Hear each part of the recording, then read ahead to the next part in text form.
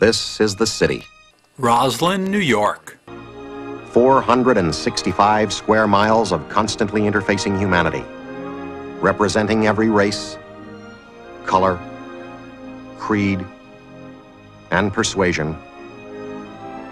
But God, no matter how he is worshipped, chose in his infinite wisdom to deposit here in the cultural nexus of the Pacific Rim. Almost 4 million people work and play here, and like any other place, anywhere, there are those who have it and those who want it.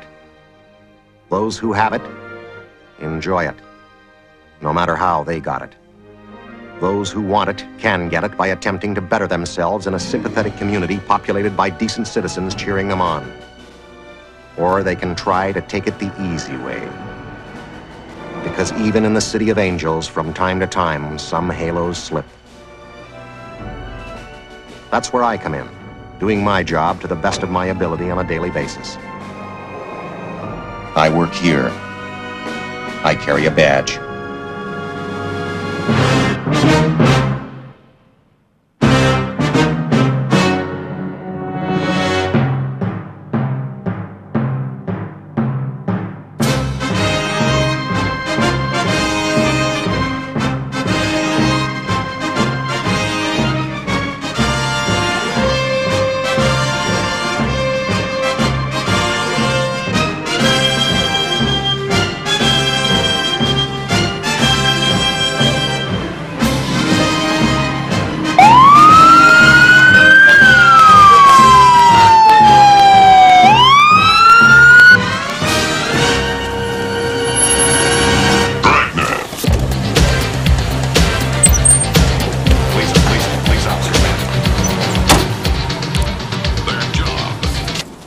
Good afternoon. Is there a Dr. Edward Sloyer in, please?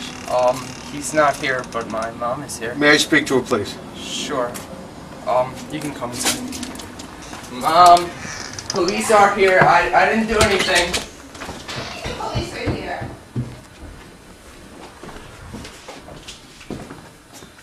Michelle, I have to go. The police are here. I'll call you in a few minutes. Bye. Mrs. Sloyer, Yes? I'm here on behalf of the state of New York to issue this summons to Dr. Edward Sloyer for keeping a very dirty office. A dirty office? That's correct. Under the New York State laws of the Department of Health, his office is horrendous, and he's getting the summons for it. What did he do? What's he been doing? He just hasn't been cleaning his utensils. He's sloppy in his work, and he's been reported by a defendant. A complainant has stated that his office is just simply out of control. Has he been doing something with his dental instruments that It's he shouldn't be very, very doing? possible. So he must appear in court on the second week in December.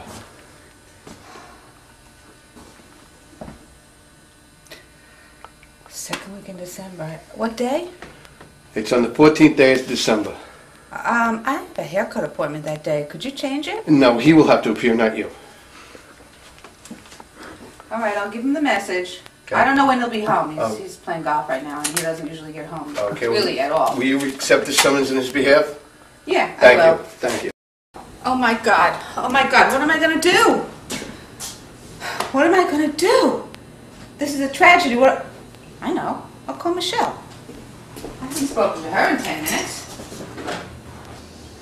Michelle? Hi, it's Debbie. Something terrible happened. A policeman just came to the door, and he said that Eddie's under arrest for doing something bad with his dental equipment. Can you imagine? Wait, hold on, Michelle. Hi, Terry. Yeah, I'll meet you for lunch. Yeah, I'll meet you in a half an hour. Okay, bye. Michelle, I don't know what to do. They're going to arrest Eddie and take him to jail. I don't know what to do. Could you come over? I really need to talk to you. Jonathan, I have to tell you something. I want you to hear this from me before Michelle comes over. She's on her way. There was just a policeman at the house serving criminal papers, and Daddy's being arrested. And I don't know what we're going to do. He might go to jail. He's gonna go to jail? I'm never gonna get to the gym anymore now. Well, I don't even know what he did. I don't know what's wrong, but he might be taken away. Well, is he gonna have to take his CDs with him? And his guitar? No. I don't know. I'll ask him if he could leave the CDs if he has to go to jail. But what are we going to do without him? I mean, who's going to drive you to school in the morning? Can I have his car? Okay. Michelle, I'm so glad you're here. I think Eddie might be going to jail. Oh, Deb, you're kidding. You know what? It's all right. He's never home anyway, so how much are you really going to miss him? Yeah, that's true. We're always saying, where's Ed? Where's Ed? He's never around when we need him. So now, Yeah, right. at least we'll know where he is. That's true. Remember those times at Silver Point Beach Club? It was me and you with all the kids. They'd be going crazy, misbehaving, and what were we always asking? Where's Ed? Well, now we'll know where he is. That's true. And remember when we went away on vacation that time and we were on the beach? Yeah. What did he want to do? Take a walk with my husband on the beach alone? You know what? You're right. He needs to be punished. Even if he's not guilty, he needs to be punished for all the things he's done in his life. Yeah. He did some naughty things with my husband when they were little. And he could be punished for that too. So you know what? Even if he's not guilty, So this is a good thing, Michelle? I think so. Okay. Okay. You know, Mom, I really do love Daddy. Isn't there anything we can do to maybe help him get off his case? I guess we really shouldn't let him go to jail. Well, I am a lawyer, and I know how to handle a trial, and I think what we'll need is character witnesses. So let's go out there and find some people and see what they think of Daddy, and we'll try to make a case to keep him out of jail. It's a beautiful day in this neighborhood, a beautiful day for a neighbor. Would you be mine? Could you be mine? It's a neighborly day in this. We never wanted him to be a dentist, ever. Really, we were looking for something more like a shoe salesman or something. But he had this thing about smelly feet. But gee, mouths, I mean, what's the bargain here? And you know, the kid was a pretty sick kid when he was little. We had to have oxygen tents for this whooping cough kind of thing. We never would expect that he would go through such a trial as becoming a dentist. I mean, this is untoward. So if he gets his just desserts, well, I'll bring him a cake. Despite his mom's wishes, Ed did become a dentist.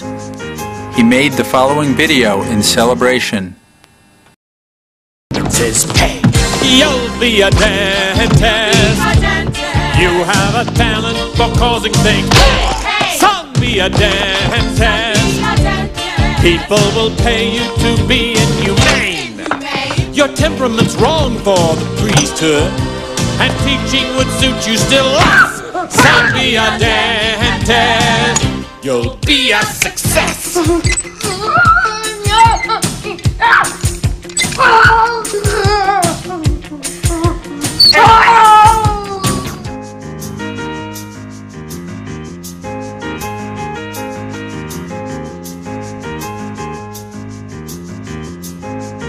Hello, hi, who are you? I'm the president of APCO Credit Services, Your name is? Bill Denberg.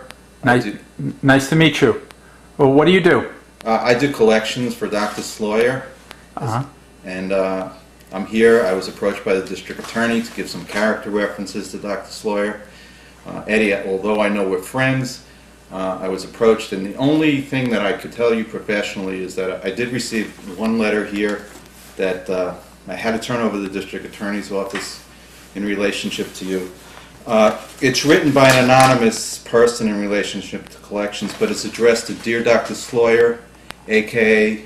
Angel of Death, a.k.a. Dr. Mangala. It starts out, the nerve of you for asking me to pay for your services and turning me in for collection for no less than merely charging me $75 every time I rinsed my mouth out with your water. I think that's a little outrageous. I bet you didn't think I was looking when you put the chair in a reclining position and the change fell out of the pocket on the floor. Didn't take long for you and your assistants to hit the floor, going through my nickels and dimes. Did it, Dr. Sloyer? Now, I know you never take off your mask, and you have pictures of Jesse James all over your office. But I bet you didn't think I was looking when you put the chair in a reclining position and the change fell out of the pocket on the floor. Didn't take long for you and your assistants to hit the floor, going through my nickels and dimes. Did it, Dr. Sloyer? Now, I know you never take off your mask, But that's nothing to be honorable that you're just a highway robber. In closing, I think you should know that you'll never get your bills paid. But the fact that you suggest that I change my will and include you as my sole heir in order to guarantee payment of your bills is outrageous. I will never pay your bills, no matter how difficult you make my life. And the sad part, it's signed by your mom, Ed. We went to the city, saw a show, and afterwards we went for the obligatory coffee shop babka, or whatever it was we had. Larry and Eddie were very chivalrous, and they decided to go get the car for us. It was such a rainy night. Half hour later, Debbie and I are chatting. We looked at our clocks, and we said, where the hell are they? So we chatted a little more. About an hour went by. We picked them up, and I said, what took you guys so long? You were just supposed to get the car.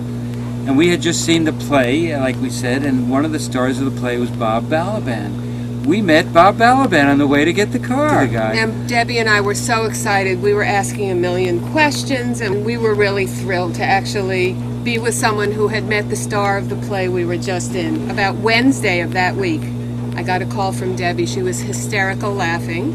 And she told me something that she had found out recently, and that was... We made the whole thing up. Eddie and I could not find the car. We were wandering all over Manhattan looking for a car, and finally we said to each other, they're going to not believe, they're going to think we're such idiots. We have to make up a story. So, and he's a liar. He's just a liar. And he conspired with me, so, I'm guilty too, but we could never give a positive reference. Sorry, Ed. Sorry. Eddie is a terrific person. He's kind, he's warm, he's generous, gregarious. You're kidding me. No, man, this is like the greatest guy in the world. And beside that, he's got a great family, Debbie and the kids. I mean, it's sensational. I feel so bad. But there's a part of me that says, maybe he's guilty. I don't know. The last few times I've seen him, we play doubles together. He missed these easy volleys, easy overheads and stuff. He double faulted a million times. He played so awful. And I'm saying to myself, you know what? I think there's something on his mind. And then I heard, and I shouldn't say this, but that some guy went to see him. He had a toothache and stuff, and Eddie extracted the wrong tooth. Ooh, unbelievable. I've heard in the neighborhood that movie Compromising Positions was about his office, but I don't really think it's true. I really don't think it's true.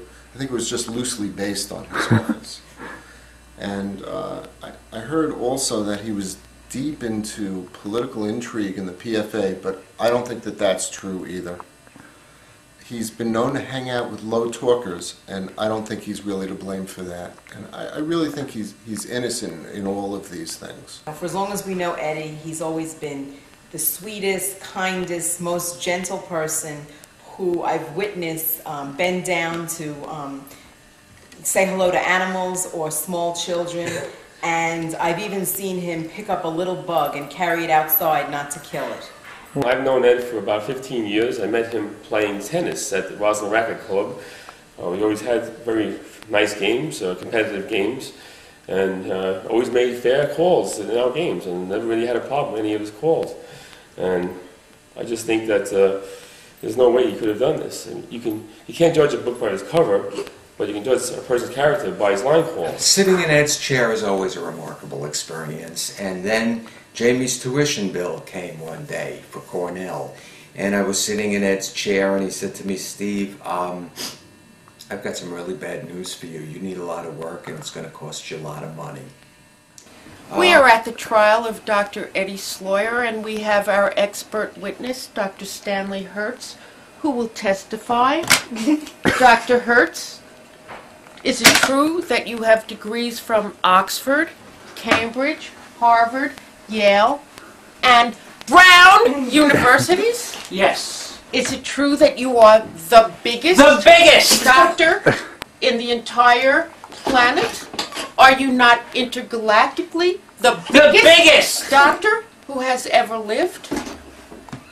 What book have you recently written, Dr. Hertz? Sadism and Dentistry, or Hertz by Hertz.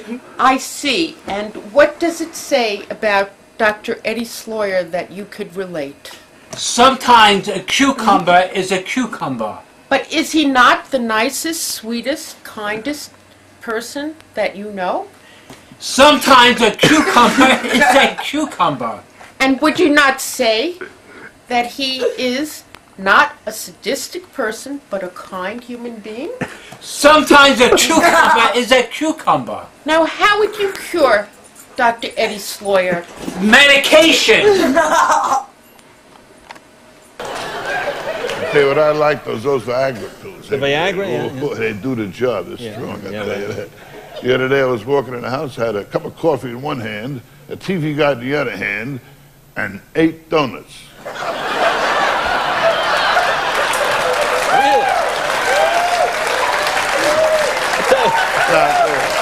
tell you what, Rodney. I'm lying. Okay, I'm lying. It was 10 donuts. 10 donuts. I want to say one thing more. That's what I'm standing here at Pathmark because I decided that I'd like to challenge you and Debbie to a shopping cart race, especially since I can't beat you in tennis and I can't beat you in golf unless you choke like Stephen Rappaport does. That's not why we're here. That's not why we're here. We decided to come here to return to the scene of the crime. I mean, the place where Debbie met Jeff for the first time and where our friendship began. Okay, go ahead. Busted again, huh? Oh, busted! I heard you got into a little trouble. Reminds me of the day you once got into a little trouble. Way back when, gee, you know, I lost a lot of memory, but I think I can remember that. It was near some Robert Hall building some evening. You left some dental instruments in the front seat of a car. No, I think I left the dental instruments in the front seat of the car in a jacket. That's what happened. And somehow somebody found them, and boy, did that create some problems, you know. Can't hide. Oh my goodness. Our partner in crime? Yes. Yeah. I have no idea what it Who are you? about. Me? I don't know. I'm as trying to be as innocuous as possible.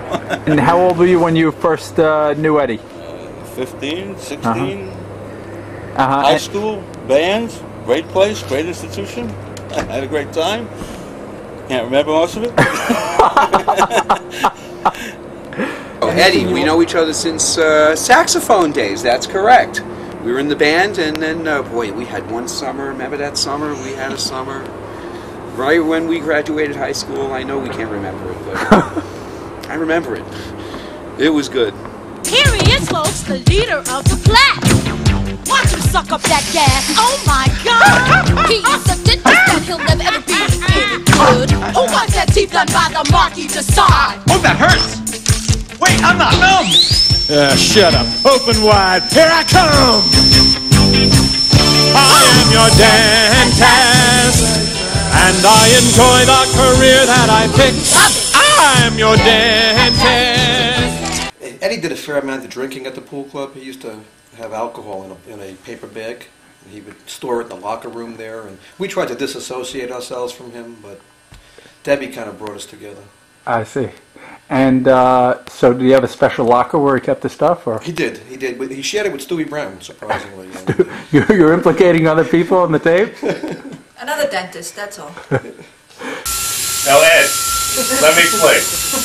On the patient, this is the drill. You see how it comes down like this.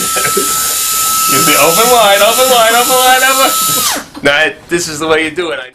I have concerns about Eddie as a dentist. I have concerns about Eddie as a person.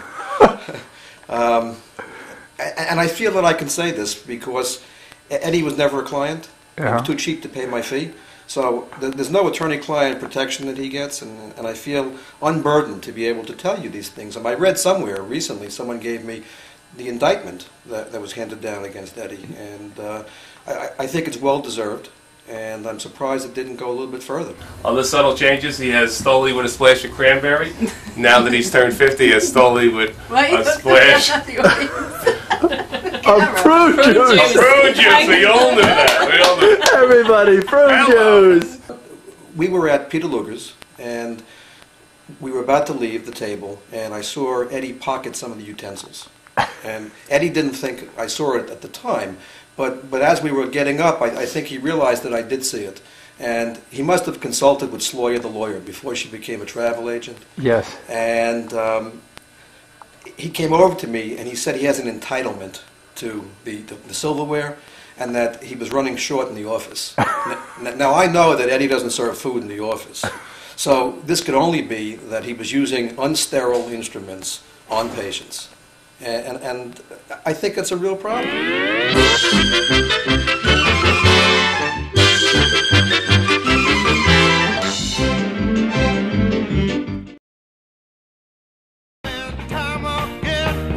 Porcelain veneers, $520. Bleaching, $300. New braces, $4,000. Free dental care from Uncle Ed, priceless. There are some things money can't buy. For everything else, there's MasterCard.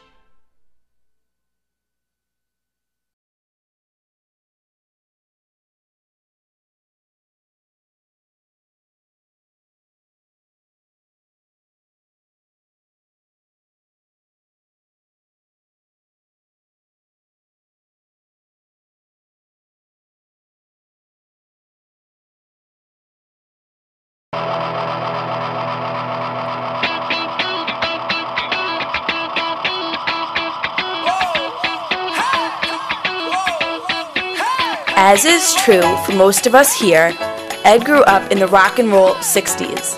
With a ring-ding in one hand and his guitar in the other, he managed to make it through his teens and 20s. While his love for music has never waned, everything else about him seems to have changed. He went from a chubby South Shore 60s kid to a gorgeous, health-conscious, exercise-obsessed, sports-addicted family man. All anyone needs to do is ride by Peach Drive and see the fleet of cars Ed has in his driveway, or see the pride he has when he speaks about Debbie, Adam, Jamie, or Jonathan, to know that he has come full circle. Lately, sports and exercise has moved to the forefront. If he is not playing racquetball or tennis, he can be seen through his den window getting his daily fix on the Nordic track, treadmill, or Stairmaster. His passion, however, is golf. His game seems to be improving with age, as evidenced by all the statues in his living room. Ed has his own individual style of playing. It is well known throughout the universe as Eddie Golf. You hit a drive 320 yards. You are 60 yards in front of the green, ready, to really kill this hole, and you wind up taking a 7. And this is called Eddie Golf. It's well known. Certainly everybody at Cedarbrook knows it. I've known Ed for a long time on the golf course, and fortunately not professionally. I mean professionally, I'm sorry I don't know him better. He has the utmost reputation in his house. When no one's there, I think the dog thinks highly of him. The first time I went out with him, we got out there, and he hit the ball so hard and so far. I said to him, it's like Roberto Duran, the boxer. They always said he had hands of stone. I couldn't understand how his punches were so hard, and that's the way Eddie would hit the ball. It would come in with such force, hands of stone. And I said, Ed, what do you do for a living? Oh my God, did I put my foot in my mouth on that one. He knows how to do dentistry. He does? Yes, he does. He's always quoting the famous Dr. Stuart Brown, the whites of the teeth, right? Doctor. Zachary. And I know, when he talks technically, I know he knows what he's saying. He says, when you have a certain type of cavity on the tooth, do I use a 7-iron or a wedge to excavate? I know when you talk to a guy like that he's right on the money. And whether it's a 7-iron or a 9-iron, I'm sure he cleaned that tooth out beautifully. Well, maybe not. He still had to swing at the tooth. He probably missed. Playing golf with you was also a remarkable experience. I've never met a guy that has more excuses. If you're on the green in 2 and you 4-putt, your excuse is, I can't putt. If you're on the green in 5, you say, well, you know, the wind took my drive, I put it in the rough, I had to chip out and waste a stroke, my ball wound up in a divot, so I screwed up that shot, but my 4th shot was great. Unfortunately, it was a par 3 hole. I'm Mark Milkey. I'm the head golf professional at the Mill River Club, and I give Ed golf lessons. I'm his instructor. Uh-huh. And do you think, you know, there's a warrant out for his arrest. Do you think he would ever do anything like that? Well, you know, sometimes you're not too sure. I see people swing the club, but I don't know about their personality too much. And, you know, I've seen the way that he swings the club, and I could maybe be worried about him. Oh. He has no scruples. You know, Eddie has this magnificent head of hair, and surprisingly, he hides golf balls in the hair. We were at Cedarbrook, and Eddie, his ball goes off the fairway somewhere into the slightly wooded area where all the leaves are down and you can't find your ball. Eddie nods his head, and all of a sudden his ball miraculously appears. So I think that the man has absolutely no scruples, and it doesn't surprise me that that he would be indicted for this, and I expect he'll be convicted. Hi, I'm Jay. Ed, happy birthday. This is a milestone in your life. And since I played golf with you, and I know what it is to reach 50 years old and how important it is to be able to see well and to hear well, I got you a new type of scorecard. It's really for the people who are 50 and over. And with that scorecard, I got you a pencil so that you can not only score your card, but erase it with this eraser, because sometimes we do make errors at 50 years old. Happy birthday. But basically a man of integrity. You don't have to worry about him taking a gimme or kicking the ball out or doing all the other things other guys do. And I'm sure the charges are false and scurrilous. I'm pretty sure the charges are false, and he probably did it, but... I know I'm happy that you made it, and you made it like the rest of us did to the 5th decade. I'm so happy. Ed and I, we play golf together, and the first hole, while he's in his 40s, he carries his clubs and he runs Army style, little subtle changes. Now he goes to his physical therapist after around the golf. Hi, I'm Hussein. I'm Eddie's physical therapist. I met Eddie a few months ago. These are some of my patients. We're here in my office. Happy birthday, Eddie! Yay! When I first met Eddie, he came to me with some back problems and knee problems. The guy could hardly walk, could hardly bend. Now we're playing racquetball. Now he kicks my butt. I don't understand it. I think he's getting steroids from his brother. And I get off on the pain I inflict. I thrill when I drill a bicuspid. It's swell, though they tell me I'm maladjusted. And though it may cause my patients distress, somewhere in heaven above, she's the boss in the office, she's the boss in the kitchen, she's the boss in bed, she's the boss in my head, she's the boss. I know he's not just a boss, he's like a brother, he's like my big brother. Uh-huh. And I respect him and he respects me. You're saying too many nice things about him.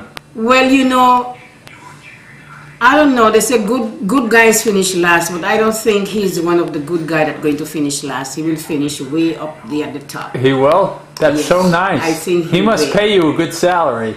Well, I'm not going to discuss it. He could pay me a little bit more. He could? Yes. But the reason I came here was Alan told me that if I asked you for a raise on film, you'd be too embarrassed to refuse me, so I figured maybe like $5 an hour would take care of it. He's not just a boss to me, he's like a brother. And no matter what they try to say, he, you know, maybe they think he's a bad guy, he's not a bad guy. He wouldn't do anything that's improper, like, you know, dental work. He did dentistry on me, and, you know, he's been a very good person. How is the price on the dentistry, all right? I think it was very good. Yes, all right. Fairly good. And even with my daughter, we all get a discount from You get a discount? I just want to tell you, he's like a brother to me also. Okay. Today is your birthday, and a tale I must share, but I must start at the beginning in order to be fair. I applied for a job one cool fall day, The hours were great, but not so the pay. But we talked and we felt that we could get along, so I worked very hard, my commitment was strong. The days turned to weeks, oh how quickly they passed, then on to years, my it went fast. Hope when you receive this, you've escaped your funk. My guess is that by this time, you're just a trifle drunk. It was 27 years ago, Debbie invited us to dine at Ed's apartment in the 20s. Lovely dinner, good music, great wine. But this tale is more about us getting old, not of work, or of friendships, or of stories we've told. We have sat in each knee, our heads not far apart, and over the years you've slipped into my heart. There are times I could kill you, and times I could faint, and times when I think, God, that Debbie's a saint. She's put up with your shit for 25 years, your whining and moaning and even your tears. And I'm sure for poor Debbie, the time did go fast, even though you're a pain in the ass. But to finish my story and the end of this letter, you're not getting older, you're just getting better. As you all know, it was meant to be. They soon got married and produced a great three, Adam, Jonathan, and our Jamie. Ed always claimed that I was the one that made him marry Debbie. And I really don't remember back that far. But the end result is Debbie and the children really got a winner. Well, according to my sources from Kyrgyzstan, Eddie had set up a stolen dental equipment distribution center in Tashkent, Uzbekistan. And I don't know how relevant it is, but I heard that he was a linchpin of this whole operation. Unbelievable.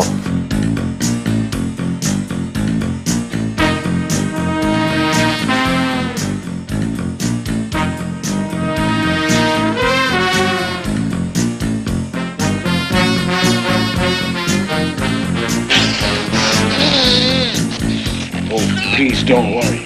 I'm not going into that cavity. That nerve's already dying. A live, freshly cut nerve is infinitely more sensitive. So, I'll just drill into a healthy tooth until I reach the pulp. Unless, of course, you can tell me that it's safe.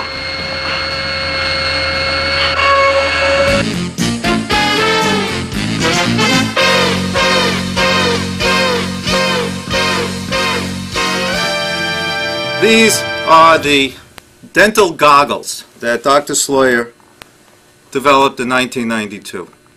They are used universally in all dental offices. He has made safety his first issue. Ed also developed the impervious dental bib, patient bib. And we have one here, it comes in different colors. And this bib Ed developed in 1988. It fits very nicely around the patient's neck and protects them when they're having dental work done. And it's reversible. When he was looking to see what hurt, he used this, he stuck it in my mouth, and not a bit of pain. He was pushing around and pushing around, trying to see, not a bit of pain. And then when we were drilling, he took this thing, and he drilled. He drilled into my tooth with his hands, with love and hands. He pushed it in, and they pushed it in, and they pushed it. For very fine work, he uses this dental low-speed drill. But more importantly, patients wanted to get done quicker. So it wasn't long after that that Ed developed the super high-speed drill. This drill goes through 3 inches of tooth structure in a matter of seconds. Also, he's been able to modify this with patients who do have earwax problems. A wonderful man, a great dentist, a humanitarian, and some of the magazines he has in the waiting room, let me tell you, it's worth going just for a couple of issues. All right. I love you. I love you. I love my new teeth. I love them. They're wonderful. And I'm very pleased. I decided for my 50th birthday that I would get something done. I didn't know what. I heard through the underground in New York that there's this amazing doctor that lives in I don't know, some town in Long Island. This guy, he wanted $800 to do a complete face. I said, a complete face? They said, he's brilliant, you gotta see him, whatever. And I wind up in this guy's office, and I said, well, you know, this is so bizarre. He's a dentist. I said, a dentist? I said to him, a dentist? So, this is how it turned out. I went home for a couple of days, thought about it, and realized I'm going back to Dr. Sloyer, and I figured let him show me some more options. So this is how I turned out after the last surgery. Well, you did a terrific job, Dr. Sloyer. I think anybody who can do what you do with dental equipment to make me appear like this after all that work is truly talented. Ed developed an oral hygiene video back in 1983. This oral hygiene video inside Sika has also cut down tooth decay and periodontal disease 80% in Nassau County. Ed has developed the Ed Sloyer barbecue apron, which is selling like hotcakes on Home Shopping Club.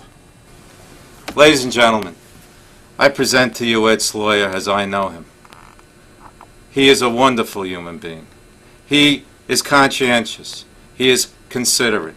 He puts dentistry and his family and the American flag above everything else. These charges that have been brought against Ed are frivolous. They are unfounded. And as I showed to you tonight, he is a man for all seasons. Thank you. 'Cause I'm a dentist and a success. Say ah. Ah. Say ah. Ah. Say ah. Now spit. You know what, Deb? There's no way, now that I'm thinking about it, that he could be guilty. He's such a great guy, Ed. After all, he just created 3 magnificent children. That's right. He is a great father. He's a great husband. He married you. He did that great. He really... That's true. And he gives my kids free dental care. Well, he He's doesn't amazing. really have any paying patients. Right, that's true. But he is the best brother-in-law in the world, and I love him. And I love him too. Happy birthday! Silent. Happy birthday. I'll try to come to the 100th. I can't believe you're half a century old, Eddie. Happy birthday, and I love you from the bottom of my heart, and you know that. You're the best boss I've ever had. And don't forget that $5 an hour raise. Love you. Oh, Ed, have a great 50th birthday. I hope you have a good time. Enjoy your trip. Fast Eddie, I'm Charlie Bender, friend from who knows when, and wishing you the best and keep on going. Happy birthday. This is Scott Coleman from a long time ago, and we really, both of us, wish you really the best, and 50 more, we really hope. Happy birthday. Happy birthday, fellow Scorpio. I hope your knee gets better quick.